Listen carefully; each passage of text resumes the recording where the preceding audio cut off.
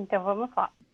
Bom, antes queria me apresentar, eu sou a Stephanie, eu sou advogada no Moreira Coelho, Advogados Associados. Eu sou formada em 2014 pelo Mackenzie, em Direito, sou pós-graduada pela FGV em Direito Empresarial em 2017 e estou concluindo minha segunda pós-graduação em Direito Societário, também pela FGV, esse ano. Eu tenho trabalhado bastante com relação ao LGPD desde o ano passado, quando comecei a assessorar uma empresa de tecnologia e pude acompanhar aí todas as fases e etapas dessa expectativa de vigência ou não da lei. Vou apresentar para vocês o Leonardo, que é o meu colega também, para que vocês possam conhecê-lo. Leonardo, por favor. Bom, pessoal, bom dia. É um prazer estar aqui com todos vocês. Gostaria de agradecer inicialmente a Zyxel por essa oportunidade e parabenizá-los pela iniciativa. Eu sou graduado pela Universidade Metropolitanas Unidas, a FMU, sou pós-graduando em Propriedade Intelectual e Novas Tecnologias pela Fundação Getúlio Vargas, possuo curso de extensão em Proteção de Dados e Lei e Regulamentação Europeia de Proteção de Dados pela University of Derby, do Reino Unido, e também sou membro da Comissão de Direito Digital da OAB aqui do Estado de São Paulo. Diogo, você quer se apresentar também, para a gente poder te conhecer melhor? Tranquilo, acho que o pessoal que está aqui, a maioria já me conhece também, né? Eu sou gerente de produtos aqui da Zyxel. Bom, a ideia aqui realmente é abordar os aspectos legais aí da LGPD. E no final, Stephanie, quando vocês finalizarem aí, eu vou falar bem rapidamente aí de alguns produtos nossos aí, mais focado principalmente no FireTM aí, que faz a proteção dos dados, tá? Mas pode iniciar aí. Tá, certo. Bom, gente, então hoje a gente vai discutir brevemente, e eu falo brevemente porque apesar da lei ser uma lei curta, né, tem seus 50, 60 artigos, a gente hoje vai focar em dados pessoais, né, que é o que se baseia a lei, né? Então, a gente vai tratar hoje sobre os aspectos gerais e a legislação em vigor, os conceitos da Lei de Proteção de Dados Pessoais, as definições de dados, a não aplicação da Lei Geral de Proteção de Dados Pessoais, o tratamento de dados sensíveis e vedações e os direitos do titular de dados pessoais. Bom, como eu adiantei a vocês, vocês já devem ter acompanhado toda essa história de entrada em vigor, não entrada, enfim. Para sintetizar, estamos com a lei em vigor desde 18 de setembro, ou seja, desde a semana passada. A LGPD, como a sigla que a gente costuma usar, ela dispõe sobre a proteção de dados pessoais, mas não só sobre isso. Ela também trata da coleta, do armazenamento e do tratamento dos dados em si, além dos direitos do titular e a utilização desses dados. Atualmente, né, além da LGPD, é importante ressaltar que há já a proteção à privacidade, né, à intimidade, à liberdade, que é o que são os princípios basilares da própria LGPD, em outros diplomas legais. Então, a gente tem na Constituição Federal, a gente tem no Código Civil, no Código de Defesa do Consumidor, no marco, né, civil da internet, que é um outro marco aí recente que a gente tem, entre outras disposições legais aí esparsas no nosso ordenamento jurídico. A lei brasileira, ela foi baseada na lei europeia, que o Leonardo vai poder explicar mais a respeito.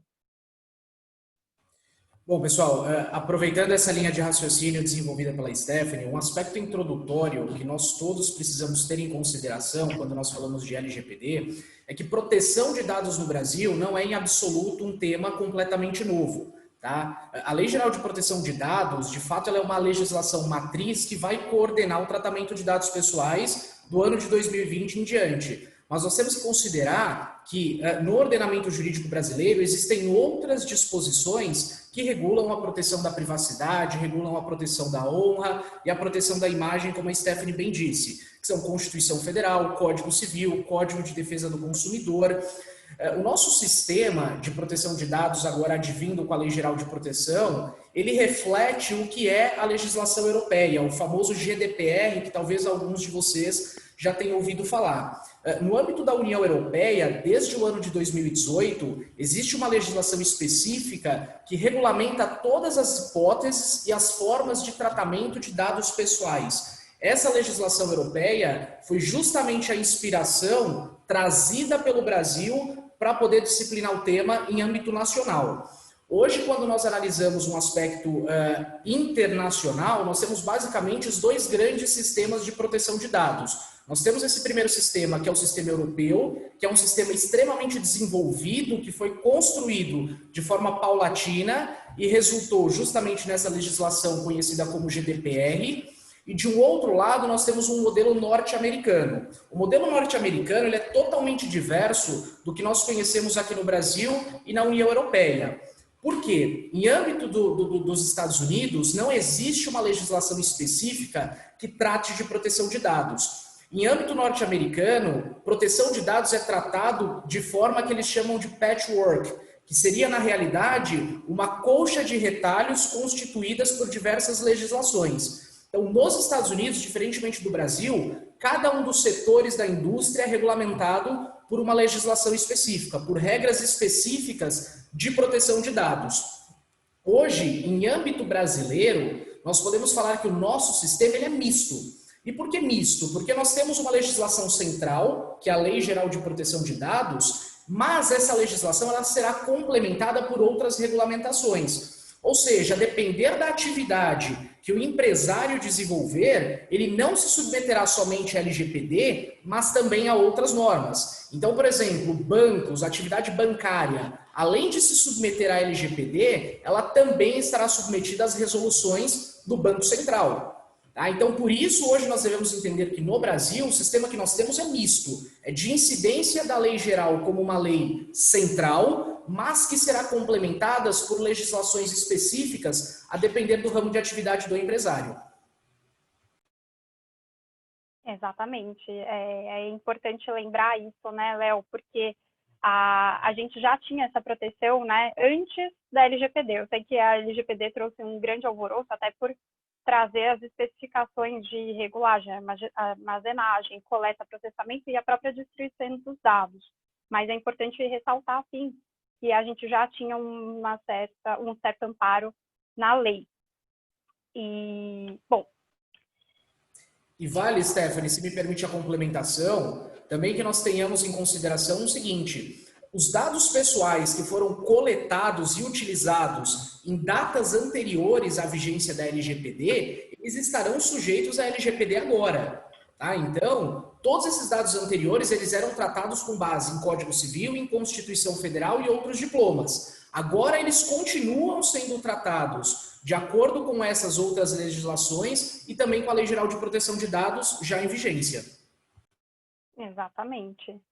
Tanto que, como vocês sabem, um dos pontos principais é se adaptar o seu armazenamento, sua coleta, que eu falo armazenar as empresas que tratam dados, a LGPD, que foi realmente o alvoroço que a gente viu desde a promulgação em 2018 até a vigência que é desse ano. Bom, mas voltando para o aspecto dos conceitos da lei, né, hoje a gente vai tratar especificamente só sobre dados. Mas além dos dados, há outros conceitos que envolvem toda a lei.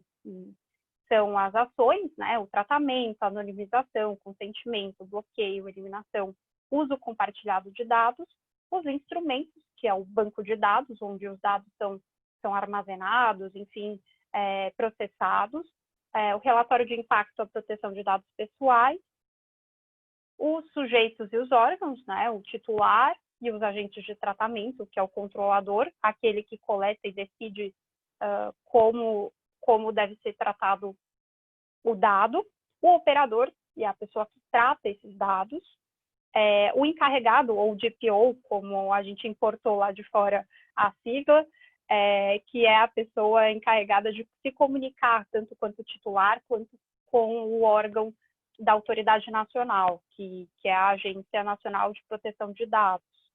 E o órgão de pesquisa, que é um órgão de pesquisa também nacional, que a lei dispõe. Mas o nosso foco hoje é sobre dados, e a lei traz basicamente três pontos, né? Que é o dado pessoal sensível e o dado anonimizado. Bom, sobre esses pontos, a gente resumiu aqui uma pequena explanação do que seria cada qual. O dado pessoal é aquele dado que identifique ou possa identificar uma pessoa, né? Então, um nome, o CPF, o RG, o e-mail, são dados que tornam a pessoa, o titular, né? Que é a pessoa detentora desses dados, que é uma pessoa natural, identificada. Ou identificável, e quando a gente trata de identificável, a gente tem que ter em mente, por exemplo, meu nome é Stephanie. Tem várias Stephanies ao redor desse mundo, talvez com diferentes grafias do nome, mas tem várias Stephanies ao redor desse mundo. Para eu me tornar uma pessoa identificável no aspecto da lei, eu precisaria combinar outra informação pessoal de forma que eu possa ser identificada. Então, eu sou a Stephanie, eu nasci no dia 10 de dezembro. Poxa, bom, a gente tem dois dados que tornam a minha pessoa identificável. Então, por isso, a combinação desses dados torna a possível identificação e torna-se um dado pessoal. Além disso, tem também o famoso dado sensível, dado pessoal sensível. E por que a lei ela faz essa distinção, né? Porque, como vocês veem na exposição, o dado sensível são características, né? Ou convicções da pessoa. Então, origem étnica, dados referentes à sua saúde, ou vida sexual, filiação, organização, convicção religiosa. São dados que a lei entendeu ter maior potencial lesivo. E o que ela procura ao dar um tratamento especial a esses dados? Ela procura evitar a discriminação, que são dados passíveis de serem utilizados de alguma forma para discriminar o titular. Então, a lei ela teve uma preocupação de tornar os dados sensíveis muito mais protegidos nesse sentido.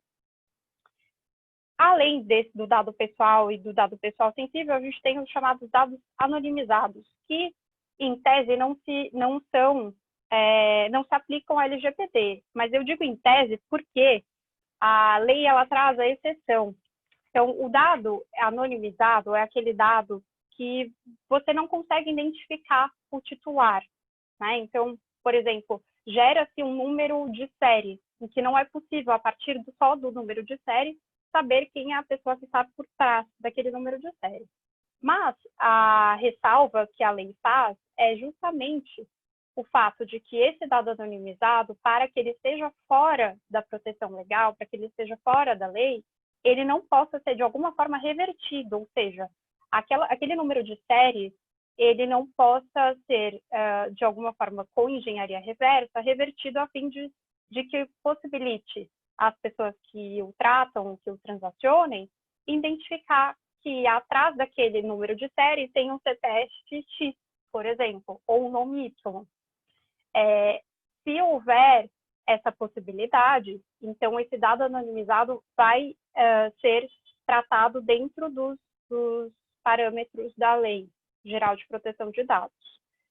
E outra exceção que a lei traz, que até é uma coisa que talvez vá gerar um pouco de discussão lá na frente, quando a gente já tiver os resultados da aplicação da lei, é a questão de que os dados anonimizados eles podem ser utilizados, né, para fins de estabelecimento de comportamento Ou seja, as pessoas que utilizam, por exemplo, um smartphone X,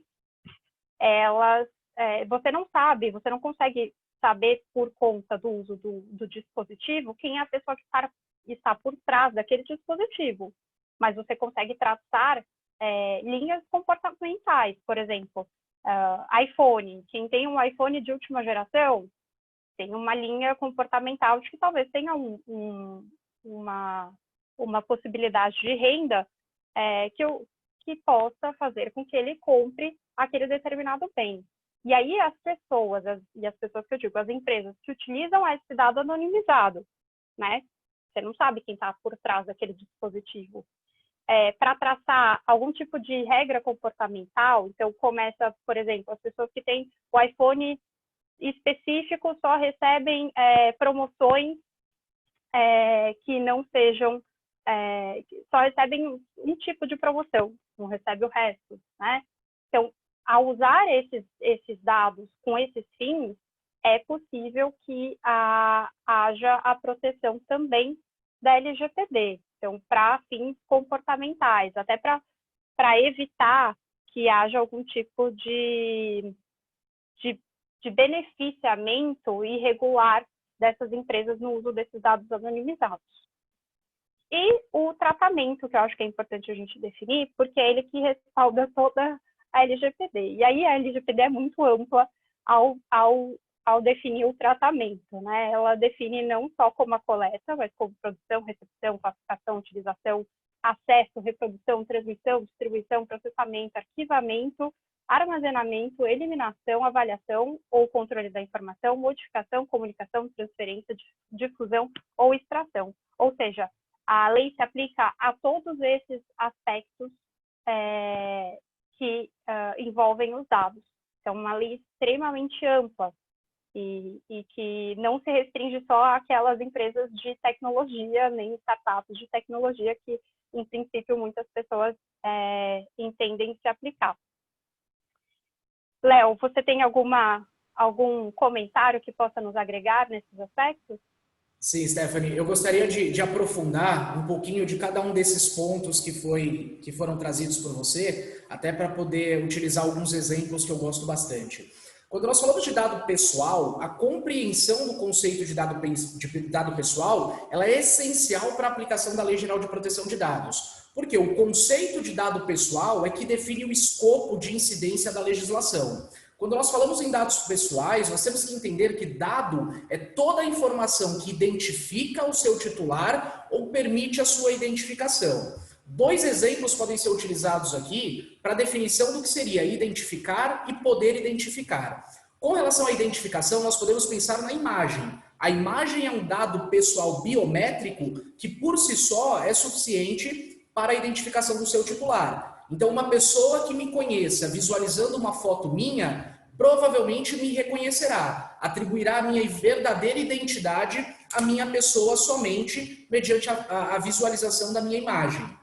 Agora, um dado que permita a identificação pode variar de inúmeras formas. Nós tivemos no ano passado, em âmbito europeu, um caso que ficou muito famoso envolvendo a Google. Um determinado sujeito de algum país da Europa, ele possuía um veículo pintadas as calotas de rosa, na cor rosa. E, curiosamente, a sua esposa desconfiava que ele a estaria traindo com a melhor amiga. Num dado dia, numa determinada situação, ela decidiu acessar o Google Maps e buscar o endereço dessa melhor amiga. Curiosamente, ou infelizmente, na imagem ela pôde visualizar um carro com calotas rosas. E a partir dessa identificação, dessa visualização, ela conseguiu identificar de que, de fato, o seu marido a estava traindo. As autoridades europeias de proteção de dados passaram, a partir deste caso, entender que dado identificável pode ser muito mais, pode ser um conceito muito mais amplo do que propriamente as informações relacionadas à identidade da pessoa. Então, dado identificável hoje deve ser compreendido como qualquer atributo que, quando reunido com outros elementos, permita a identificação do seu titular. Tá? Continuando, quando nós falamos de tratamentos de dados sensíveis, E esse ponto é extremamente importante porque a Lei Geral de Proteção de Dados, ela traz 10 bases legais, as chamadas bases legais, que permitem ao controlador promover o tratamento de dados. A questão é que quando nós falamos de dados pessoais sensíveis, e justamente por conta do risco ao qual está exposto o titular nessa situação, a legislação limita a forma de tratamento. Ou seja, sempre que houver a necessidade de um tratamento de um dado pessoal sensível, seja relacionado à raça, à etnia, à orientação sexual ou qualquer outro atributo de personalidade da pessoa, nós temos que visualizar qual é a base legal que autoriza esse tratamento. Se é um consentimento expresso e específico, se é o cumprimento de uma obrigação legal, o cumprimento de uma obrigação regulatória. Então, o tratamento de dados pessoais sensíveis deve ser feito com muita cautela e muita atenção em decorrência das limitações que a própria LGPD estabelece. Tá? Quando nós falamos de dados anonimizados, e aqui vale uma diferença muito importante, considerando os aspectos que vêm da legislação europeia, hoje em âmbito europeu você fala em duas espécies de dados descaracterizados. O primeiro é o dado pessoal anonimizado e o segundo é o dado pessoal pseudonimizado. Qual a diferença prática entre ambos? Quando nós temos um dado anonimizado, ele é um dado que nós chamamos de despersonificado. Eu não consigo identificar quem é o seu titular em razão de um procedimento técnico que eu realizei para desconstruir a identificação desta pessoa. Ou seja, é exatamente o que a Stephanie falou. Nós temos um número de série, mas um número de série pelo qual não é possível você enxergar quem era o titular efetivo. Em termos práticos, como que você realiza este procedimento? Você substitui um nome, um CPF, por um código aleatório. Então você tem as informações da pessoa, mas você não consegue identificar quem é essa pessoa. Qual é a vantagem de se ter um dado anonimizado? Um dado anonimizado não se submete à incidência da legislação de proteção de dados. O dado anonimizado, ele não é considerado dado pessoal. E isso está expressamente definido na Lei Geral de Proteção de Dados. Agora, o mesmo não ocorre com esse dado pseudonimizado, que é uma construção europeia. Porque o dado pseudonimizado, ele é simplesmente mascarado. Ele ainda permite a identificação do seu titular quando agregados alguns atributos. Então, agregado nome, com CPF, com endereço, com algumas outras informações que permite que aquele controlador ou terceiros conheçam quem é efetivamente o titular dos dados pessoais. E, diferentemente dos dados anonimizados, esses dados pseudonimizados se submetem à legislação de proteção de dados. Então, estes são dois conceitos extremamente importantes que é preciso se ter em mente para que se possa definir se haverá ou se não haverá incidência da Lei Geral de Proteção de Dados.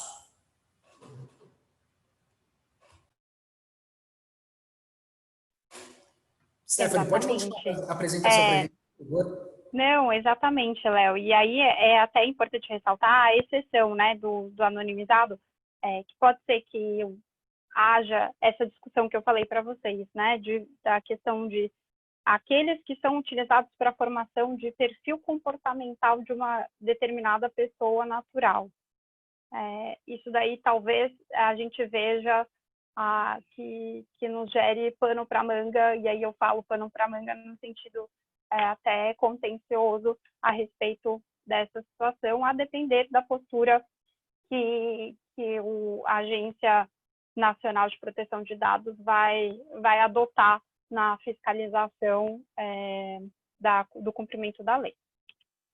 E mais um comentário, né, Stephanie, para a gente aproveitar esse ponto.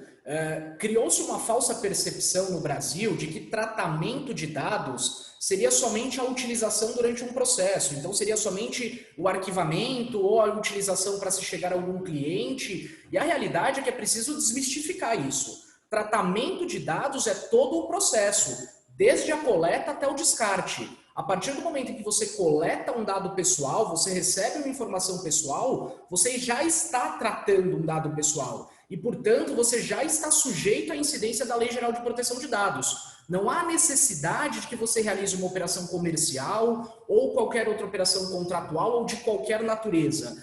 O simples recebimento desse dado pessoal já é o suficiente para se inserir na condição de tratamento.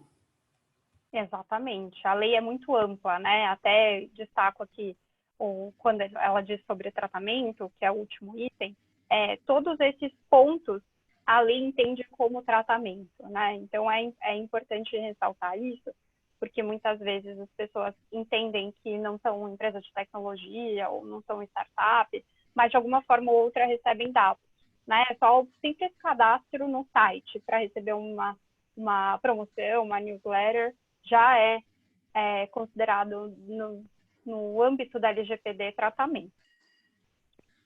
Uma pergunta rápida aqui que o Marlon fez sobre a fiscalização aqui. Ele está perguntando se tem um órgão regulador que vai fazer uma auditoria, fiscalizar isso, ou só em casos de vazamento de dados nessa situação?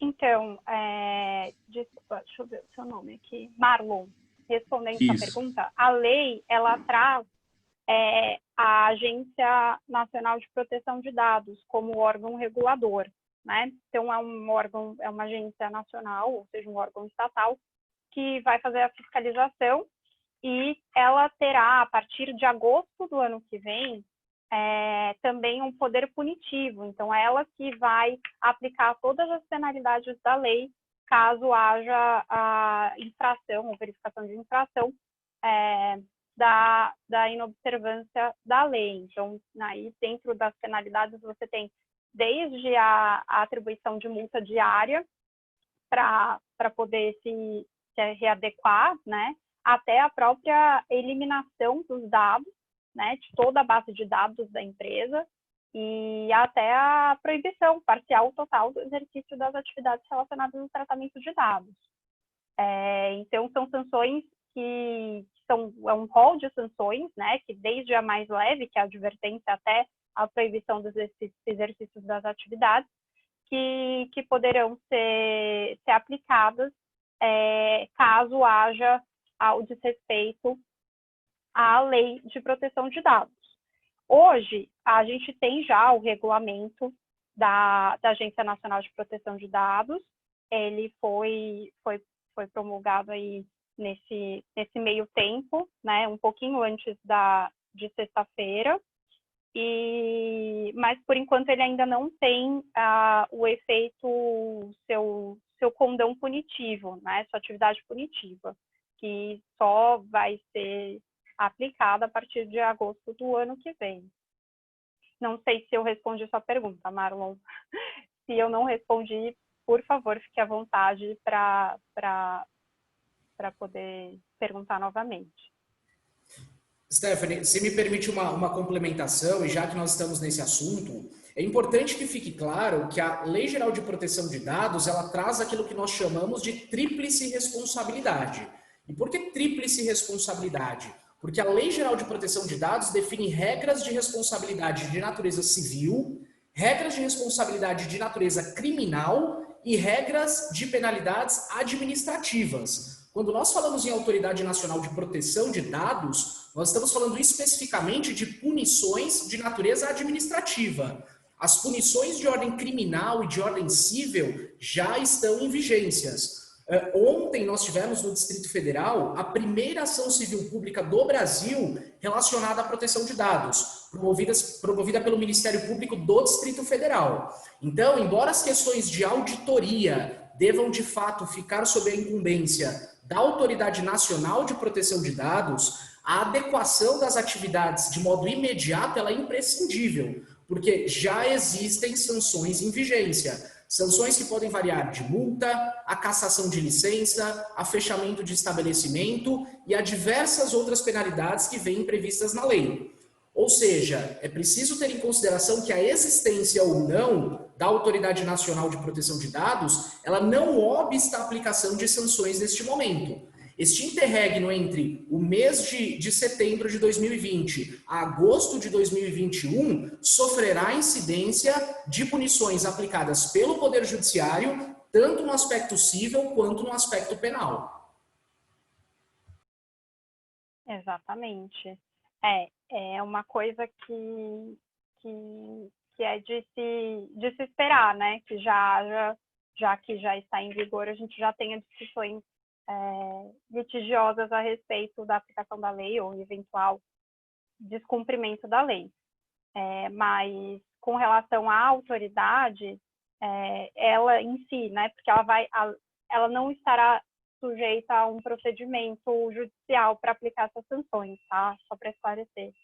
Ela vai ter esse poder de polícia, então ela poderá ela própria fazer essa fiscalização e atribuir essas penalidades. Como ainda não há esse poder de polícia em vigência, como eu falei para vocês, ela só passa a ter esse poder em agosto do ano que vem, aí é óbvio que a tutela jurisdicional ela é exercida judicialmente para fazer cumprir, enfim, aplicar as sanções cabíveis a um descumprimento da lei.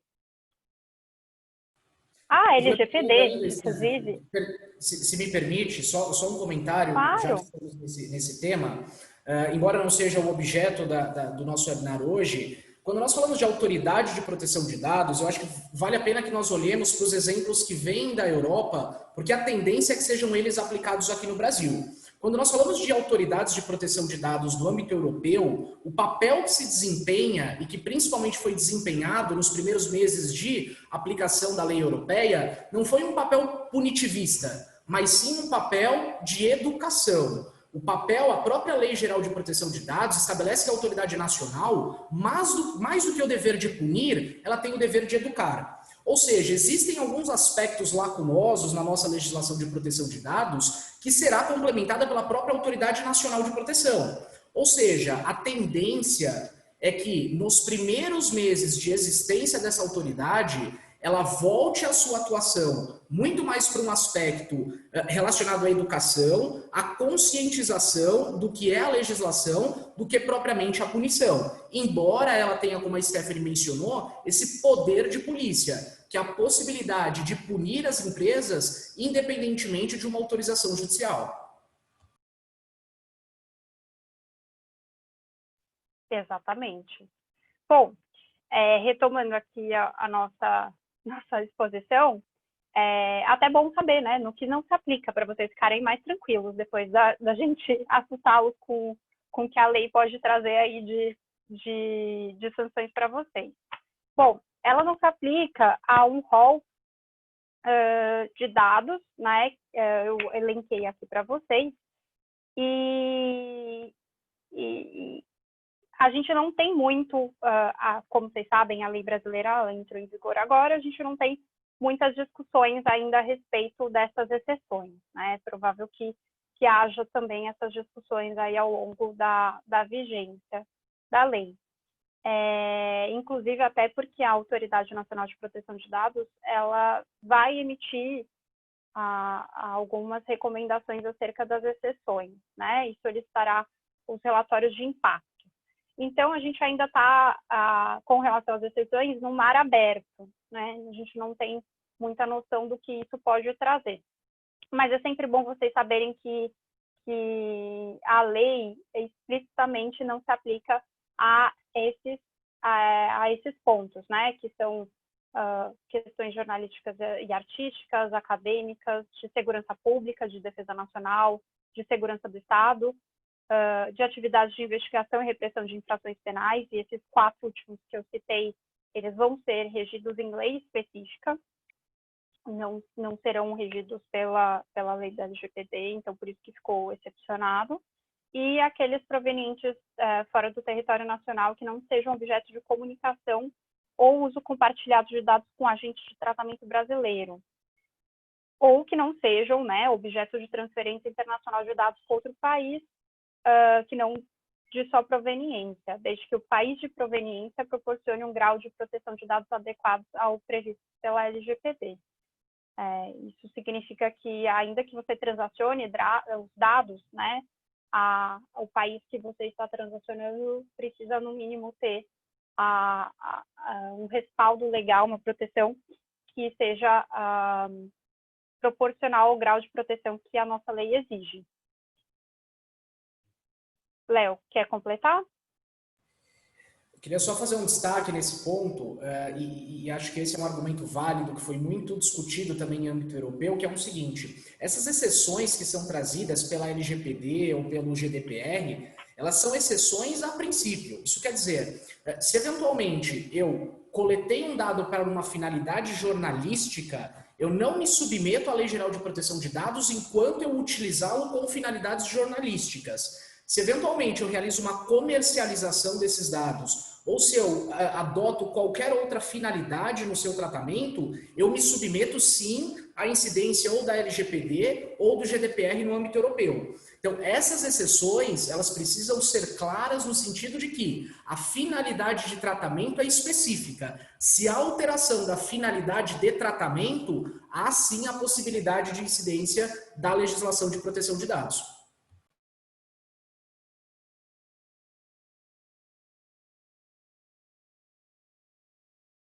Exatamente. É um mar, como eu disse, muito aberto, né? A gente só vai ter noção do que isso pode trazer, né, de litígio, enfim, de conflito ou de discussão a partir desses próximos anos que a gente vai ter aí de vigência, mas a GDPR está já em vigor há um tempo, que é a lei europeia, e a gente pode olhar para ela, para sua aplicação e tentar, de alguma forma, evitar os mesmos erros aqui no Brasil. Vamos ver se vai dar certo, espero que sim. Bom, continuando nossa apresentação, dá mais destaque ao ponto dos dados sensíveis, né?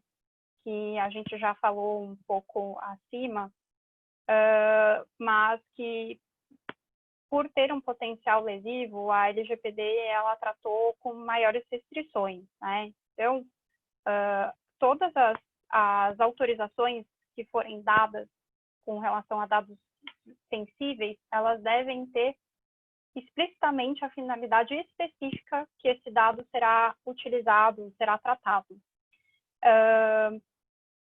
Entretanto, é possível que não precise do fornecimento desse consentimento pelo titular em hipóteses bem específicas, né? Então, ou seja, no cumprimento de obrigação legal ou regulatória pelo controlador, um tratamento compartilhado de dados necessários à execução de políticas públicas pela administração pública, para a realização de estudos por órgão de pesquisa, garantindo, né, a anonimização desses dados,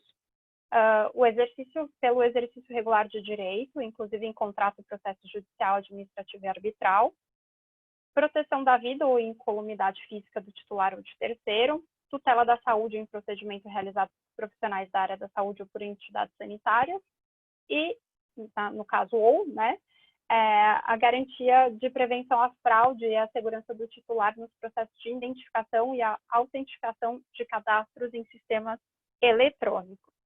Com relação aos dados pessoais sensíveis, são vedados o uso compartilhado dos dados de saúde com o objetivo de obter vantagem econômica e o tratamento de dados de saúde por operadoras de plano de saúde com o objetivo de selecionar riscos ou excluir beneficiários. Então, basicamente, a vedação dentro daquilo que é possível do tratamento do dado sensível sem a autorização com a finalidade específica, o uso para obter, de alguma forma, vantagem econômica ou, de alguma forma, seja exatamente com esse objetivo ou seja com o objetivo indireto, né, que seria a seleção dos riscos e exclusão de beneficiários. Léo, você tem algum ponto que você gostaria de ressaltar? Sim, um ponto interessante aqui, e nós devemos pensar quando nós falamos em dados pessoais sensíveis, é uma previsão contida na LGPD que diz que no tratamento de dados pessoais sensíveis, a Autoridade Nacional de Proteção poderá exigir do controlador a elaboração daquilo que nós chamamos de relatório de impacto. Talvez alguns de vocês já estejam familiarizados com esse termo, outros não. O que seria um relatório de impacto? O relatório de impacto nada mais é do que uma avaliação, um relatório, uma documentação pelo controlador dos dados de quais são os dados que ele trata, quais as finalidades que ele se utiliza para tratar esses dados, quais os meios de salvaguarda que ele tem desses dados e a submissão de todas essas informações a uma fiscalização pela própria Autoridade Nacional de Proteção. Ou seja, a pergunta que nos foi direcionada há pouco com relação à questão de auditoria. Este é um dos aspectos que certamente será objeto de auditoria no futuro. A elaboração de relatórios de impacto relacionados ao tratamento de dados pessoais sensíveis. A informação pelo controlador, a Autoridade de Proteção de Dados, de que modo ele trata esses dados, qual a finalidade ele se utiliza para tratar esses dados, qual o mecanismo de segurança aos riscos que ele possui, que ele implementa na prática. E essas todas serão obrigações a serem cumpridas a partir da vigência da LGPD desde a semana passada.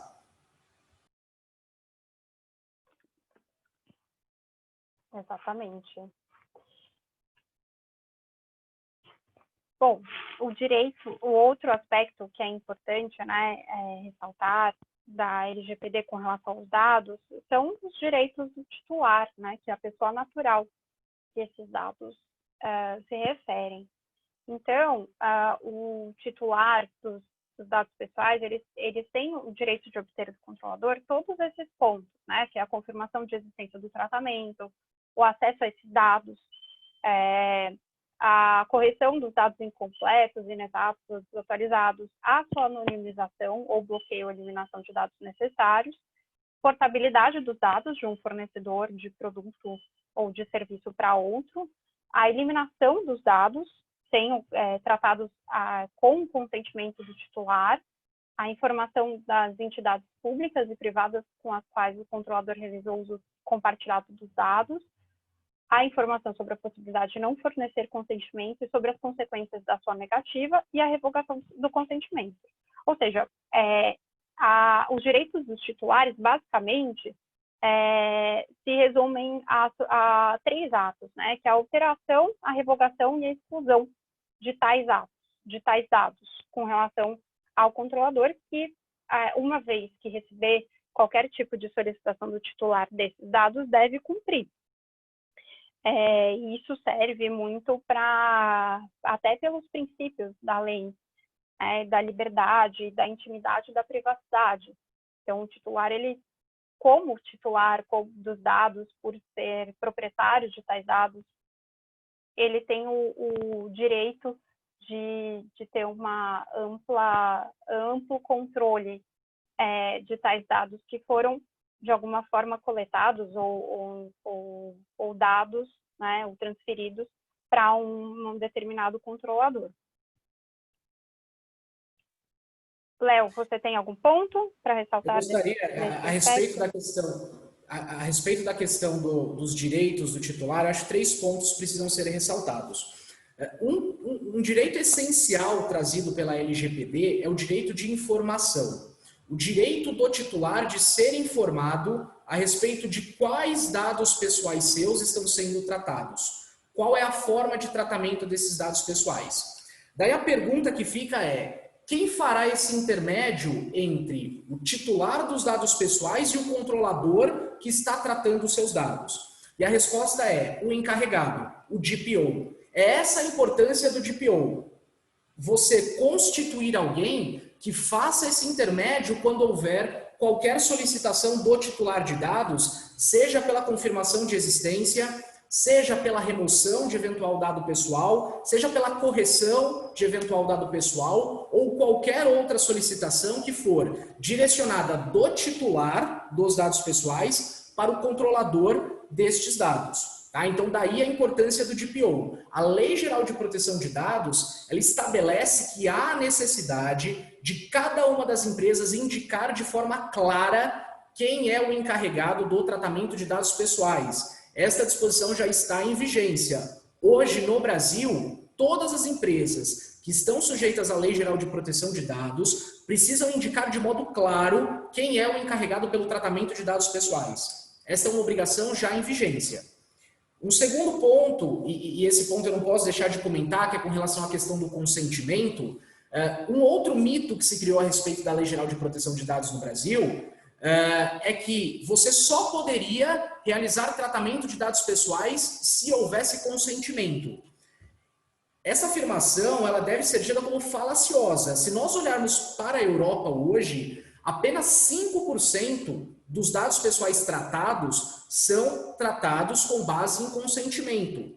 Tá? Então, para quem ainda tem essa percepção de que tratamento de dados só é feito com consentimento, isto não é verdadeiro. A Lei Geral de Proteção de Dados ela traz 10 bases legais que viabilizam a utilização de dados pessoais. E cá entre nós, o consentimento é de fato a mais volátil, é de fato a mais vulnerável. Consentimento pode ser revogado a qualquer tempo. E consentimento, nos termos da LGPD, não é um consentimento simples. É consentimento livre, inequívoco e certo, específico.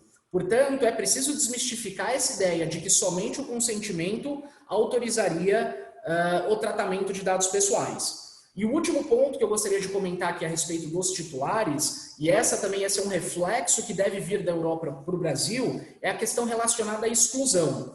Um dos direitos do titular dos dados pessoais é a solicitação pela remoção dos seus dados. Então, embora ele tenha outorgado o consentimento num primeiro momento, ele pode solicitar o cancelamento e o desfazimento desses dados no segundo momento. O que se faz hoje na Europa nesse tipo de situações? Sempre que possível, os controladores optam por proceder com a anonimização dos dados pessoais, ao invés de descartá-los. Por quê? Quando o titular solicita a remoção e eu procedo com a anonimização, eu já não consigo mais identificá-lo. Como eu não consigo identificá-lo, eu não estou mais sujeito à lei de proteção de dados. Então, eu consigo manter aquela informação na minha base de dados, consigo utilizar essa informação sem violar o direito de exclusão que foi manifestado pelo titular. Evidentemente que esse processo ele vai passar por uma adaptação no Brasil, nós teremos a incidência, o acompanhamento pela Autoridade Nacional de Proteção de Dados, mas é sim uma prática que deve ser trazida da Europa para o Brasil.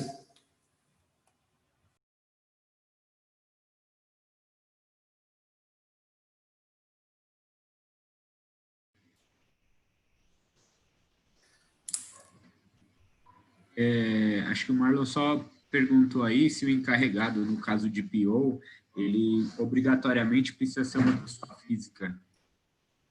Então, Marlon, vamos lá. Endereçando essa pergunta, tem dois aspectos que são importantes de se entender aqui. Existem dois conceitos que são bastante distintos. Um primeiro é um conceito de DPO, que é o encarregado, e esse sim precisa ser uma pessoa física. E o segundo é aquilo que nós chamamos de comitê de crise. Comitê de crise é um grupo multidisciplinar de profissionais que deve ser formado para efeitos de implementação da LGPD. Este grupo de gerenciamento, este grupo de crise, ele pode ter por detrás uma pessoa jurídica. Então, ele pode ser um escritório de advocacia, ele pode ser um escritório de contabilidade ou um escritório de assessoramento, mas este é um comitê de crise, não é o DPO. O DPO deve ser a pessoa física que fará o intermédio entre o titular e o operador de dados. Essa pessoa física ela não precisa necessariamente ser um empregado do operador. Tá? Este DPO ele pode ser um contratado avulso no mercado, não sendo parte integrante do grupo de colaboradores deste operador. Então, sim, respondendo a sua pergunta, precisa ser uma pessoa física. Mas é importante que se tenha essa distinção do que é um comitê de crise, do que é um comitê de gestão e do que é o DPO propriamente dito.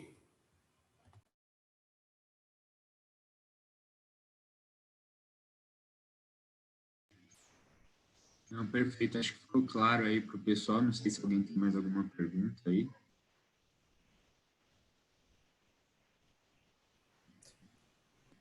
Guilherme, eu não sei qual é a nossa programação com relação ao tempo, mas a nossa apresentação em termos de conteúdo está finalizado. Se nós tivermos tempo e o pessoal eventualmente quiser direcionar algumas perguntas aqui, o chat está aberto, fiquem à vontade, por favor. Não, perfeito. Até para a gente não passar aí de 1 hora, o webinar que já está chegando em quase 1 hora, eu vou falar rapidamente aqui, em 5 minutos aqui mais ou menos, de alguns equipamentos nossos de segurança, né? Mas deixa o pessoal aí, então, para eventuais perguntas aí, vocês irem respondendo para eles, então.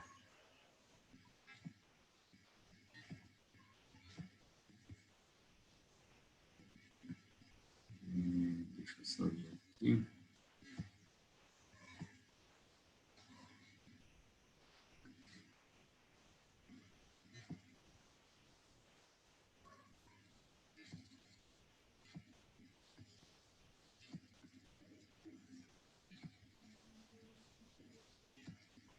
Só vou compartilhar a minha tela.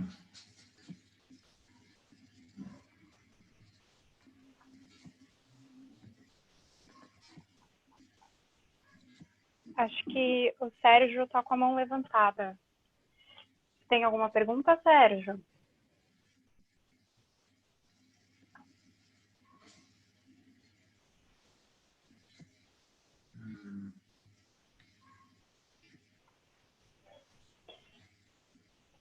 Tá certo. O Sérgio perguntou sobre as multas que estão sujeitas às empresas. Bom, e o Antônio, qual a responsabilidade da empresa no caso de roubo de informação? Bom, eu vou deixar do Antônio para o Leonardo, eu vou falar sobre as multas que estão sujeitas às empresas, né? O artigo 52 da lei, ele traz todas as sanções que são aplicáveis, né? Sanções administrativas.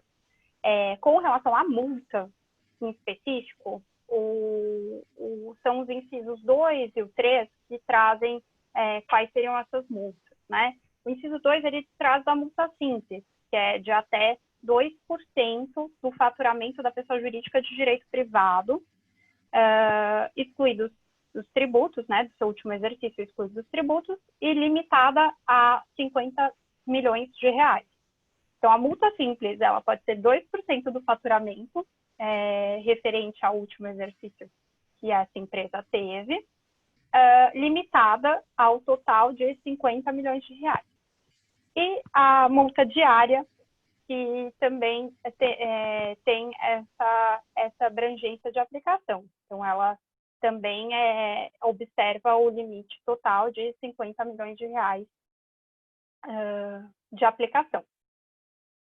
Com relação às multas, essas são as duas que a lei trata, né? Então, o valor, lembrando sempre que é sempre limitado a 50 milhões de reais por infração, tá? Isso é importante ressaltar, porque, por exemplo, a empresa pode cometer 3 infrações e ter, então, aí até 150 milhões de reais para poder pagar como multa.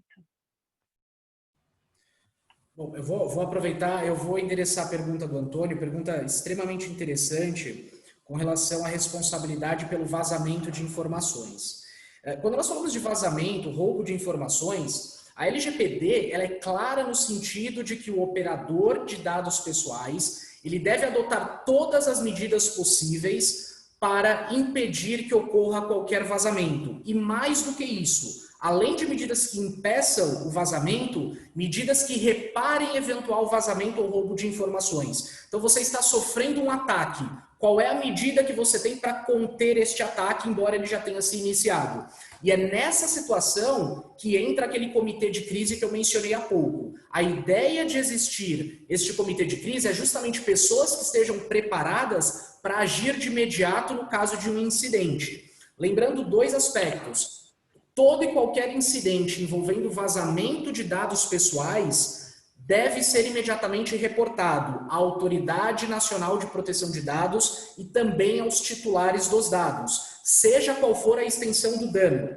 Este é um primeiro ponto a ser ressaltado. O segundo ponto a respeito dessa questão de vazamento de dados é enxergar o seguinte: se eventualmente o encarregado ou o próprio controlador agiu com desídia na responsabilidade, no tratamento desses dados, ele pode ser pessoalmente responsabilizado pelas incidências da legislação. Então, ele pode ser pessoalmente responsabilizado na sua pessoa física, além da responsabilidade que irá recair sobre a empresa. Isso é aquilo que se chama, que ficou conhecido no mercado como accountability. É a ideia de responsabilidade, tanto da pessoa jurídica, tanto do controlador propriamente dito.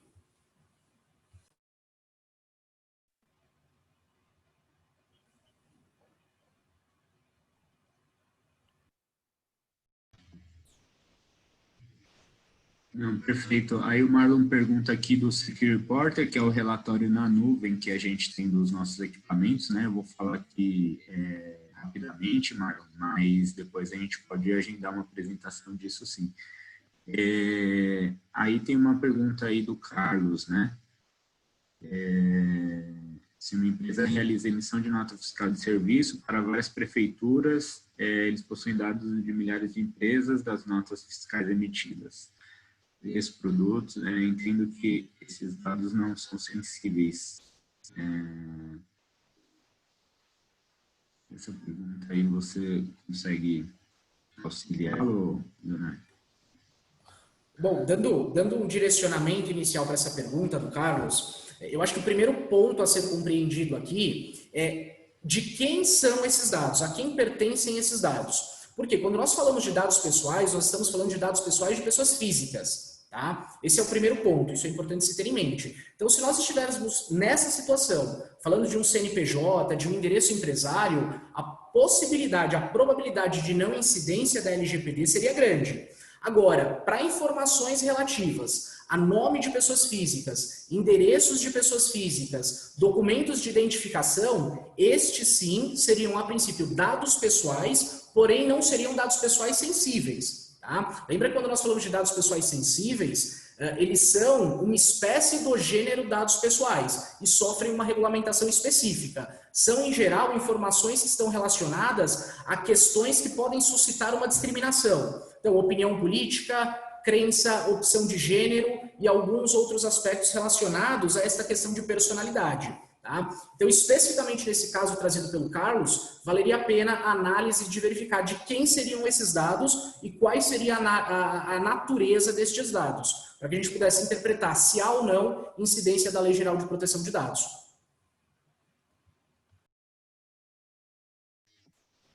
Perfeito. E outro ponto, Leonardo, só complementando, Carlos, é importante lembrar que a lei, ela protege o titular, e o titular é sempre uma pessoa natural, tá?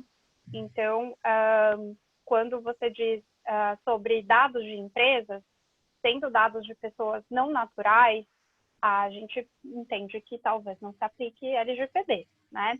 O que você precisa saber é se por dentro desses dados dessas empresas não há dados de pessoas naturais também. Dentro desse contexto. Por ser questão de nota fiscal, entendo eu que seja só relacionado ao CNPJ, né? Então, não se aplicaria a LGPD nesse aspecto. Tranquilo, obrigado aí. Deixa eu ver, teve mais outra pergunta aqui.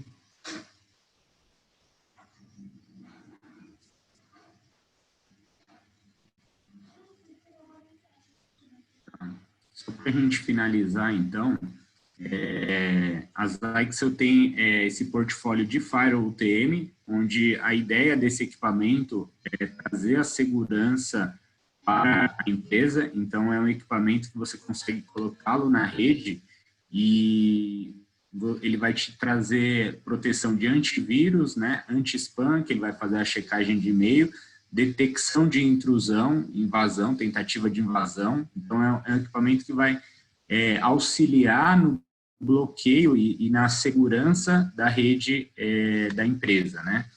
Então, esse é um equipamento que tem aí garantia de 5 anos e todo o RMA e suporte é direto com a Zyxel, né? Então, um overview bem rápido aqui, que a gente já passou do tempo, tá? Então, nós temos equipamentos desse para empresas de porte aí de 30 usuários até 1.000 usuários. Então, dependendo aí da quantidade de funcionários, a gente tem um equipamento adequado aí para 90 usuários, 170 usuários, 350, e aí a gente chega no nosso modelo SG 1900, que seria para até 1.000 usuários, tá? Depois, a gente tem outras apresentações aí e treinamentos mais específicos desses equipamentos, mas só para dar um overview, né? O Marlon tinha até perguntado aqui do Secure Porter. Esse aqui complementa o nosso Firewall, ele já vem incluso no equipamento um relatório na nuvem. Então, esse relatório, ele te mostra tudo que foi acessado, tudo que os usuários acessaram, né? Se teve tentativa de invasão, e esses relatórios você pode gerar um PDF e receber por e-mail diariamente, semanalmente, né, para fazer o acompanhamento da sua rede, né? Bom, eu vou deixar meus dados, meu e-mail e telefone aqui, para quem quiser tirar dúvidas, aí também, ou essa apresentação vocês vão receber por e-mail também, tá? E foi gravado esse webinar, a gente vai disponibilizar depois o link aí para vocês poderem assistir ou compartilhar, tá? Bom, agradeço aí o tempo de todos, principalmente aí a Stephanie e o Leonardo pela explicação aí, acho que ficou bem claro para todo mundo, né? Vocês querem falar mais alguma coisa aí?